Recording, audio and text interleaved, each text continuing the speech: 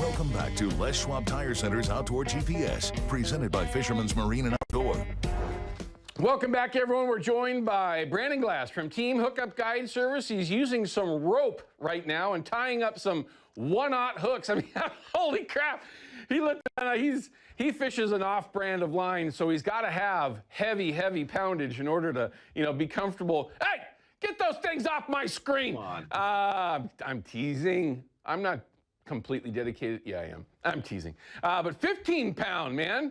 Now, I want to go there before my last question was about that roll of beads. We're going to get there. With your clients, you fish dudes, all right? And if all of you are out there, there's a reason why dudes or people are called dudes. So some of them aren't that proficient. Do you really find that 15-pound that you might be tying right now because of the conditions that we're going into is an advantage? Are you getting fewer bites, but you're able to land them? Or are you getting as many bites and having the ability to get them into the boat?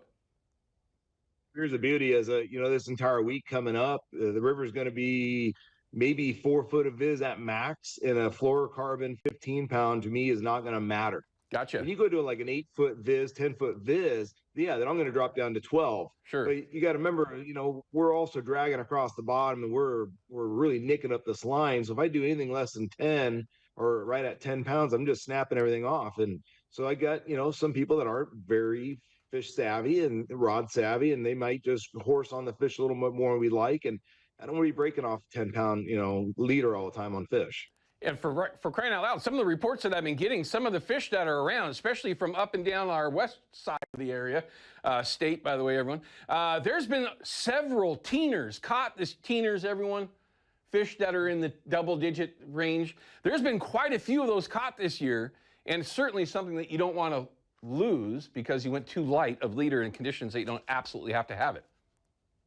There's been a lot of those 3 and 4 salt fish, especially those fish that have gone back to the ocean and after they had a spawn and come back again. We've seen those in the river. So there's definitely some nice quality fish out there. Yes, there's still going to be some of your 1 salt fish that are, sure, 4.5 to 6, 7 pounds. And then your 2 salts are your 7 to 10 pounds, 3 salts, 10 or larger, generally on that. So. Yeah, no, I think it's just a great point for everyone. Just remind you, fluorocarbon is your friend. You're able to bump up that poundage and be successful. Just tie good knots. Make sure you wet them up good and tie a good knot. You got no issues. Okay, so hold up that spool of beads, please. I wanted to show everyone something on there that I noticed. Now, a little bit further. There you go. First thing I'm going to notice, we'll talk about the size and all that here in just a second, everyone. Chartreuse? What are you from, Pennsylvania? I mean, what in the world is chartreuse about? What do you got that on there for? Don't worry about it. No. Actually, you know what it is, Owen? It's more yellow. So it's just in the camera, it looks chartreuse. But as you notice, see how bright that thing popped through the camera? Yeah. Imagine what that does in the darker water. All right. Well, I get it 100%. I get back from my buddies that live over in the Midwest that fish steelhead, and they use almost exclusively chartreuse. I don't use it at all. I don't even own a Chartreuse Speed. But there's a reason why they are so successful over there fishing that way, because it's the conditions that they're in. And a lot of time in those Great Lake systems, they're off color. And when you throw it, and they're fishing little tiny things too, but chartreuse is a huge color over there for them. I'm glad that you had that on there, because it does prove a point that we don't have to fish pink the entire time, everyone. There are other options, and I say that for myself because I get stuck on pink, maybe an orange here and there every so often. Okay, so beads. You had some big ones on there, 16s and 20s. What's your thought on those, especially in these conditions? Is it a speed thing that you like those big beads? Is it a color thing that you like those big beads? Why do you like these? It's not new that they're new at all, everyone, but they're becoming more and more popular. The size 20 mil, and for that matter, even bigger. Absolutely, and you hit it perfect. When you said the size-wise for the speed, remember the water right now is going to be quite quicker, so you want to have something that's bigger and more visible for those fish to pick up as it floats by them or gets pulled by them, however way you're fishing. And then, just having something that's going to have a little bit of buoyancy to it too, as that river's pushing your gear down with the current. So I like using those bigger beads on these type of water conditions. Now, when the water drops back down and we're back down to a normal, I would say, conditions like last year, of course, I'm not going to use anything that large. Sure, sure. Which, by the way, I will say, don't completely take him out of your boat. I've got friends at Brandon, really, that 8-pound day, those 8-pound days, we're fishing 20s and having very good success when we were fishing 10s and 12s. Blew my mind, but it was a true story. Go ahead. You know, here's a Yarny, right? That's the same size, that 20 mil bead. So why would we not?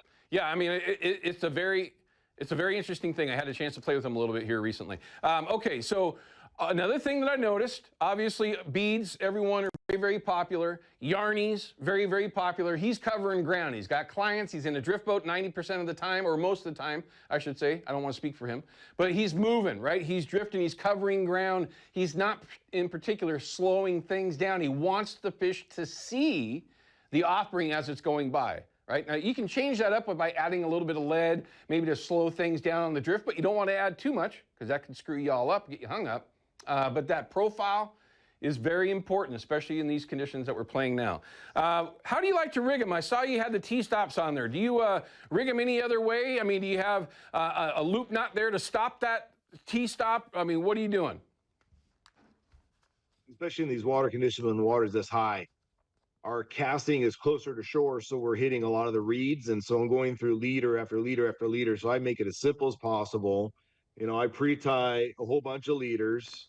I just put on the simple T-stops, and then I just slide the bead down. Okay. You know, so I just try to make it as simple as possible. because I'm going to go through, a good day will be maybe a roll and a half. A bad day is going to be 3.